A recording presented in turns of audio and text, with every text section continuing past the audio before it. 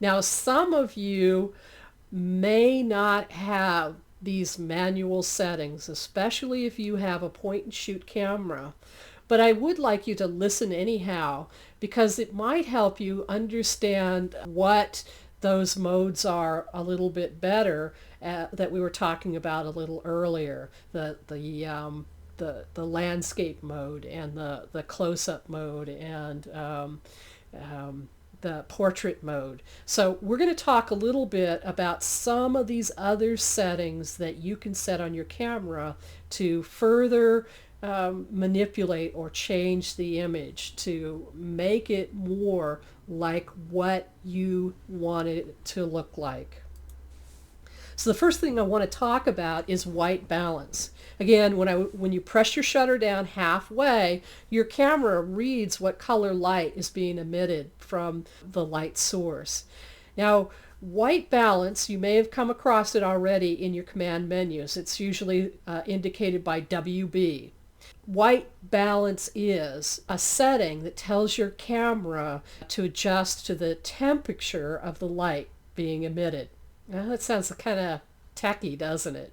But essentially what it means is the color of light is measured in temperature in the Kelvin scale, and that's how the engineers set this stuff up. So a house light is a lower color temperature. It's more red than your regular daylight. And neon is a little bit cooler or more greenish, so it would be higher on the Kelvin scale.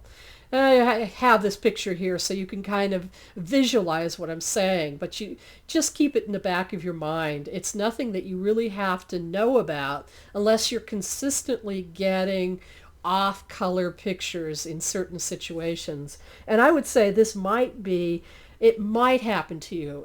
It probably doesn't, but it could happen to you if you're taking pictures indoors. You're taking your eBay product shots, let's say, on an all-white background, and you're using fluorescent lights, and you keep getting kind of a bluish color, and you're tired of having to go into your photo editing software to fix that. There are some settings that you can set inside of your camera, and there are some presets and there's some manual. So the preset ones, so in our case, let's say that we were shooting under fluorescent lights that were always turning kind of greenish. We could go to the preset fluorescent light so that you're telling your camera that you're shooting under fluorescent lights, and it should further correct your problem. Now, if it doesn't, you may, on the digital SLR cameras, if you have one, you probably have something called a manual setting where you can custom set your white balance as well. And in that case, what you would do is change it to M.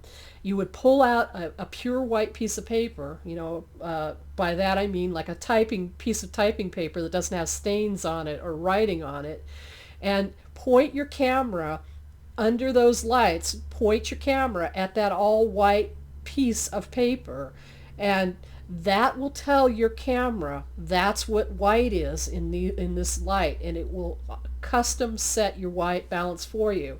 Now, I have to say, that's kind of real techy, and that's kind of real nerdy.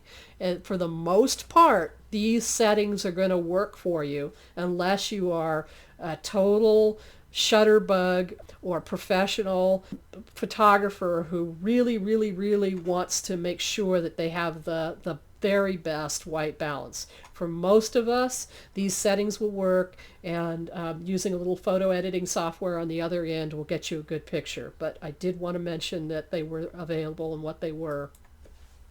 The one that I think that everybody should be interested in, though, is this thing called ISO.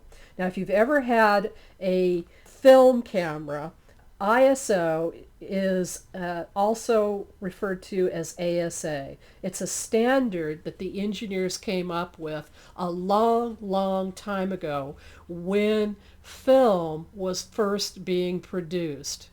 It rates how sensitive film is to light. and in our case, how sensitive the sensor is to light.